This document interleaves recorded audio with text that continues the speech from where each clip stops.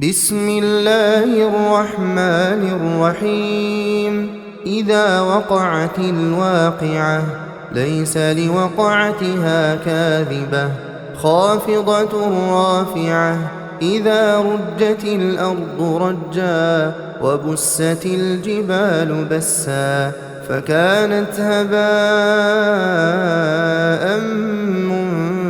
منبثا وكنتم أزواجا ثلاثة فأصحاب الميمنة ما أصحاب الميمنة وأصحاب المشأمة ما أصحاب المشأمة والسابقون السابقون أولئك المقربون في جنات النعيم. ثلة من الأولين وقليل من الآخرين على سرر موضونة متكئين عليها متقابلين.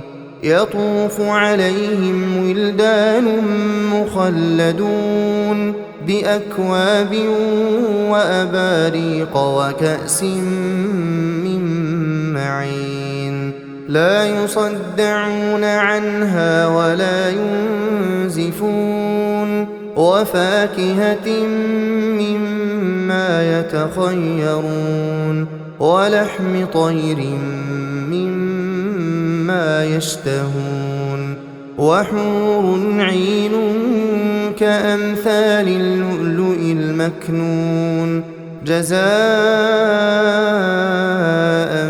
بما كانوا يعملون. لا يسمعون فيها لغوا ولا تأثيما إلا قيلا سلاما سلاما. وأصحاب اليمين ما أصحاب اليمين في سدر مخضود وطلح منضود وظل ممدود وماء مسكوب وفاكهة كثيرة لا مقطوعة ولا ممنوعة وفرش مرفوعة. إنا أنشأناهن إنشاء فجعلناهن أبكارا عربا أترابا. لأصحاب اليمين ثلة من الأولين وثلة من الآخرين. وأصحاب الشمال ما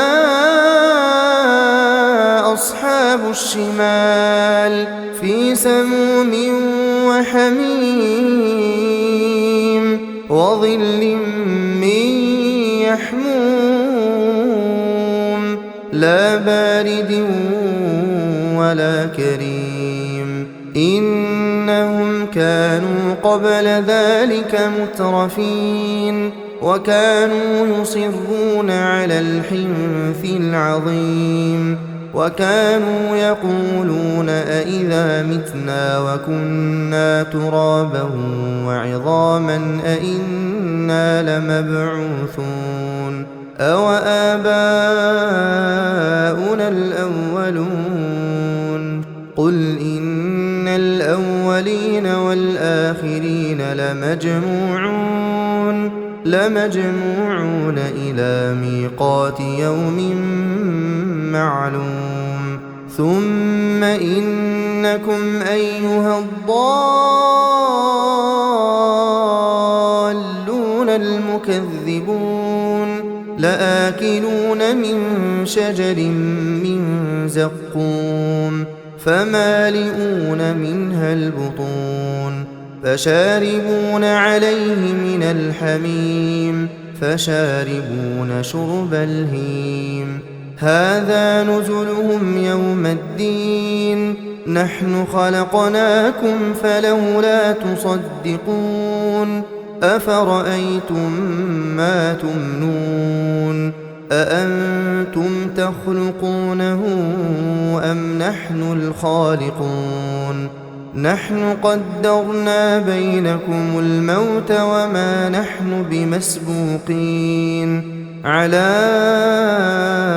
أن نبدل أمثالكم وننشئكم فيما لا تعلمون ولقد علمتم النشأة الأولى فلولا تذكرون أفرأيتم ما تحرثون أأنتم تزرعونه أم نحن الزارعون لو نشاء لجعلناه حطاما فظلتم تفكهون إنا لمغرمون بل نحن محرومون أفرأيتم الماء الذي تشربون أأنتم أنزلتموه من المزن أم نحن المنزلون لو نشاء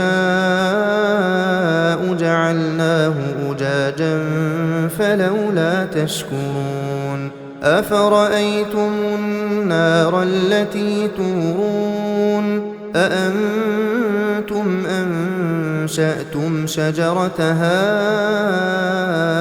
أم نحن المنشئون نحن جعلناها تذكرة ومتاعا للمقوين فسبح باسم ربك العظيم فلا أقسم بمواقع النجوم وإنه لقسم لو تعلمون عظيم إنه لقرآن كريم في كتاب مكنون لا يمسه إلا المطهرون تنزيل من رب العالمين أفبهذا الحديث أنتم مدهنون وتجعلون رزقكم أنكم تكذبون فلولا إذا بلغت الحلقوم وأنتم حينئذ تنظرون ونحن أقرب إليه منكم ولكن لا تبصرون فلولا إن كنتم غير مدينين ترجعونها إن كنتم صادقين فأما إن كان من المقربين فروح وريحان وجنة نعيم وأما إن كان من أصحاب اليمين فسلام لك من أصحاب اليمين وأما إن كان من المكذبين الضالين فنزل من حميم وتصلية جحيم إن هذا لهو حق اليقين فسبح باسم ربك العظيم.